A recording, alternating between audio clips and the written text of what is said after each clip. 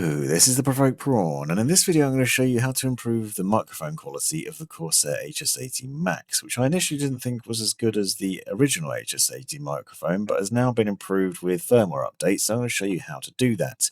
You will need a PC, and you'll need to plug in both the slipstream wireless dongle, you see here, and the USB-C charging cable, so plug that in the USB-A into your PC and then USB-C end into the headset, because we'll need to update the firmware on both the headset and the dongle in order to ensure that you've got a better microphone quality.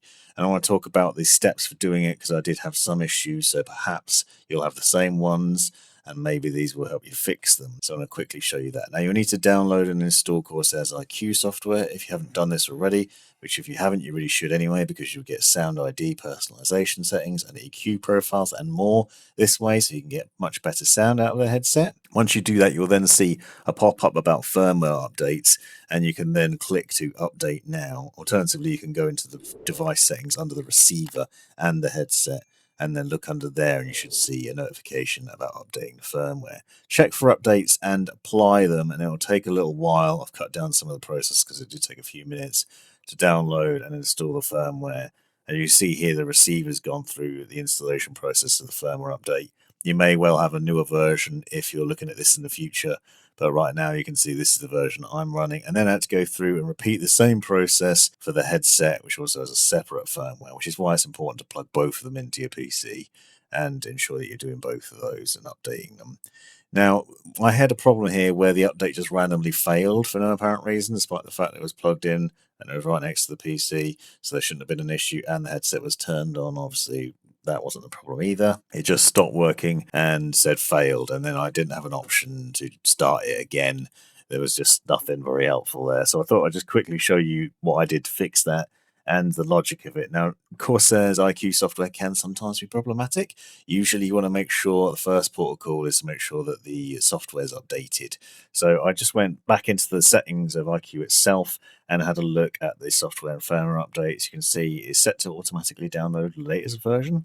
Sometimes that doesn't work though, and I've shown it in a previous video that you can just add and remove programs and uninstall it and then reinstall it. So I'd recommend downloading the software again, and I actually went through a process to fix my version of iCue in this instance.